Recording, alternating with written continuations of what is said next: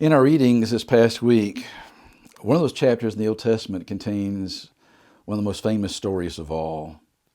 It's in 1 Samuel chapter 17. It's the story of David and Goliath. And I hope we can talk about it in some ways that maybe typically aren't always suggested by the story. To begin with, early on in that chapter, in verse 13, you find that the three older sons of Jesse have been fighting in Saul's army. David's been kept back to take care of the livestock, but on occasion his father actually sends him to go check on the brothers. He does that in this chapter. And there's a Philistine warrior who is somewhat over 9 feet tall, who comes out every day taunting the soldiers in the army of Israel to come fight one-on-one, and whoever wins, then that nation will actually be the conqueror. There's no need for more to die. Nobody takes up the challenge. In verse 25, the men in the army of Israel have an interesting conversation. This is some of the things they say. Have you seen this man who has come up? Surely he's come up to defy Israel. And it shall be that the man who kills him, the king will enrich with great riches, will give him his daughter, give his father's house exemption from taxes. David spoke to the men who stood by him, saying this, and said, okay, tell me again, what shall be done for the man who kills this Philistine and takes away the reproach from Israel? Here's somebody that has some kind of interest in the battle, and word finally gets back to Saul, King Saul. In the meantime, David's oldest brother chides him for being there. What are you doing here? And says, I know your pride and the insolence of your heart. You've only come down to see the battle. And David says in verse 29, what have I done now?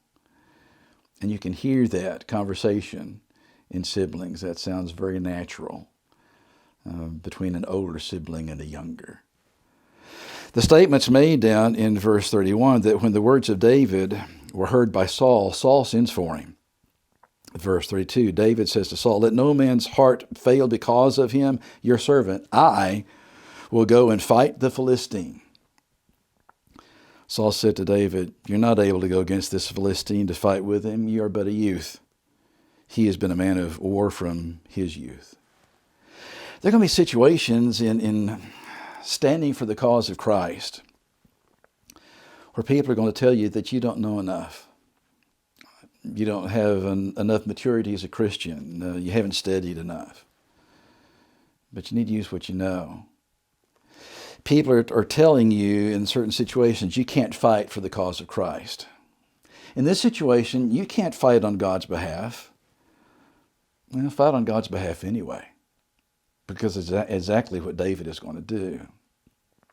And then down in verse 34, he says, I have kept my father's sheep, and when a lion or a bear came and took a lamb out of the flock, I struck it, I fought against it, I killed it, and makes a statement that, verse 36, your servant has killed both lion and bear, and this uncircumcised Philistine will be like one of them, seeing he has defied the armies of the living God.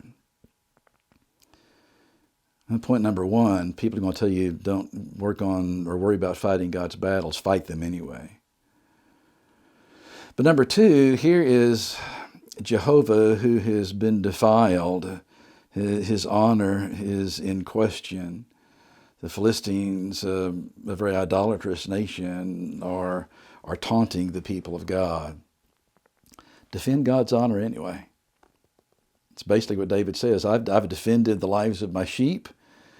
God's been with me in those situations. God's going to be with me here in this one as well. So in verse 38 and 39, Saul clothed David with his armor, and he put a bronze helmet on his head. He also clothed him in a coat of mail. David fastened his sword to the armor, tried to walk, hadn't tested them. David says to Saul, I cannot walk with these. I've not tested them. So David took them off. Can't use them. Haven't practiced with them. Plus, if you think about the size of David, and remember that Saul actually stands head and shoulders above everybody else of his generation, this doesn't fit.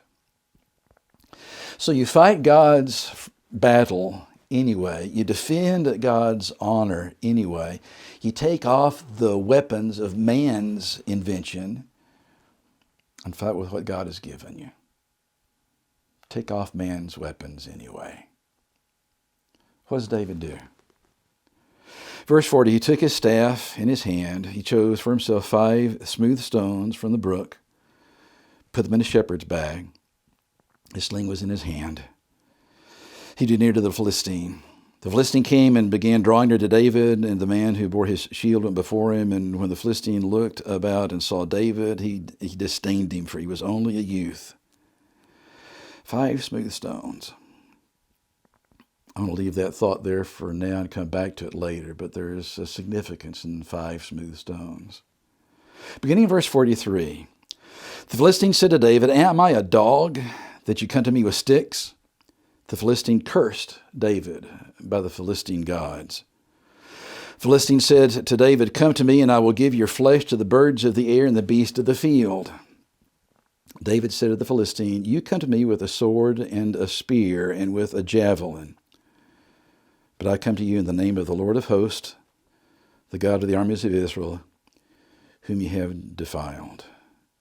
In the 4th place on the list, no matter how people deny or disdain God, defend God's power anyway.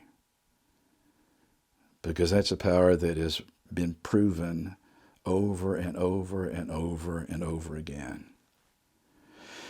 In verse 48, so it was, when the Philistine arose and came and drew near to meet David, that David hurried and ran toward the army to meet the Philistine. David put his hand in his bag, took out a stone, slung it, and struck the Philistine in his forehead, so that the stone sank into his forehead, and he fell on his face to the earth. David prevailed over the Philistine with a sling and a stone, and struck the Philistine and killed him. There was no sword in the hand of David. Point number 5. Use the skills that God has given you. Don't try to be someone or something that you're not. Here's one who's practiced as he's watching those sheep. Here's one who knew what God had enabled him to accomplish before.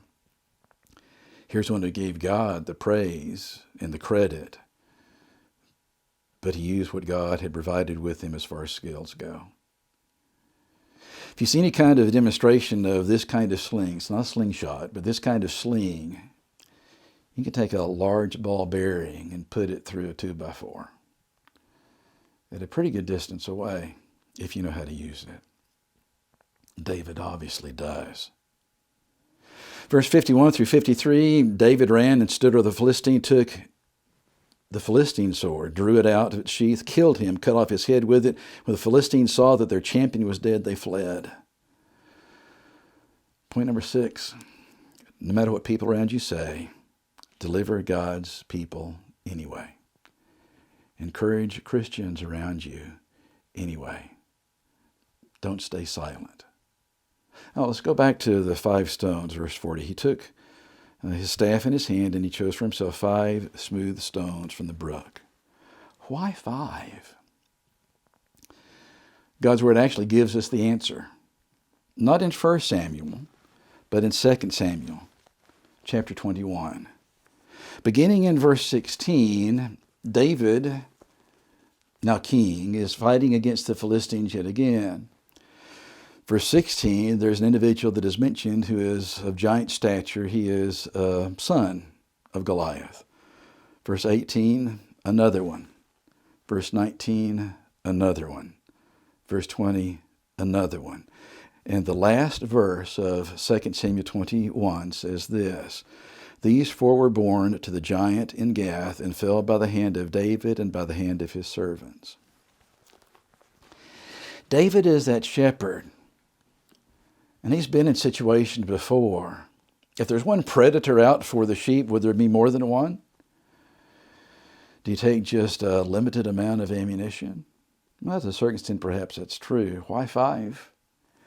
If he's looking at the crowd of the Philistines gathered together, if he's looking at the front line of those soldiers and looking behind them and the warriors of Philistia, is it possible he sees 4 more tall soldiers besides Goliath? If that's the case, what is going to happen once Goliath falls, as David is certain that he will? Will they hold true to their word? Will another one take his place? And another? And another? 5 smooth stones. It's not only Goliath in the line of soldiers among the Philistines. There are 4 more very much like him.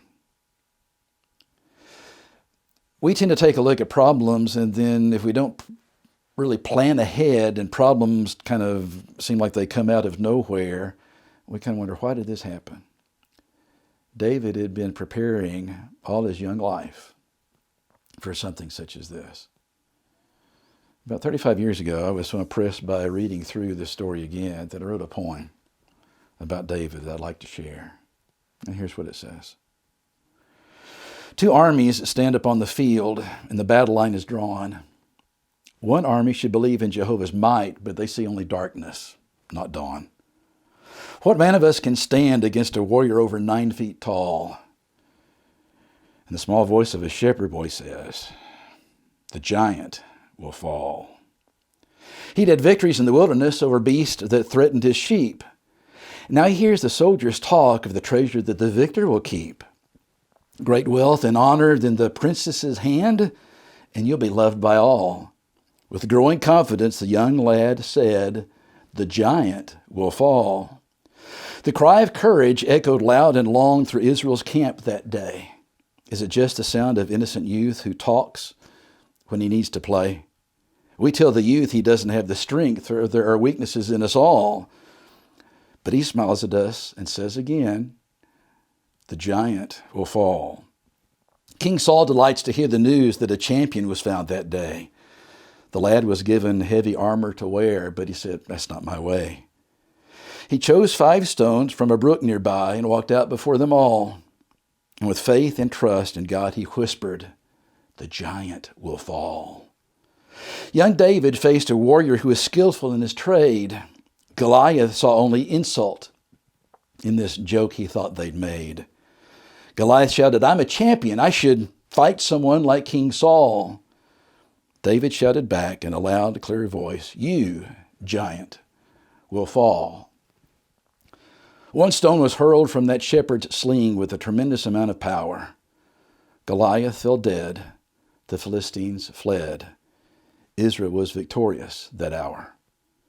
How could something no soldier dare try be accomplished by one so small?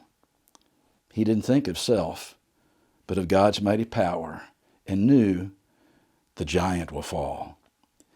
It's easy to become discouraged in this old world of sin. When challenges come and the battle begins, you often think you can't win. At that moment, hear the soldiers say, son, you look too small. Then hear the shepherd boy answered back, the giant will fall. We all know the story, but the lesson must be learned again. When we fight the Goliaths of life with God's help, we can win. No matter how dark the day may seem, stand straight and true and tall. For if we obey the word of God, the giant will fall. What kind of faith do you really possess in the life you live today? Do you wander around in the battlefield unable to find your way? When wickedness rears its ugly head and looks so mighty and tall, remember God's power and the faith of the lad and say, the giant will fall. Please stay safe. We'll talk again soon.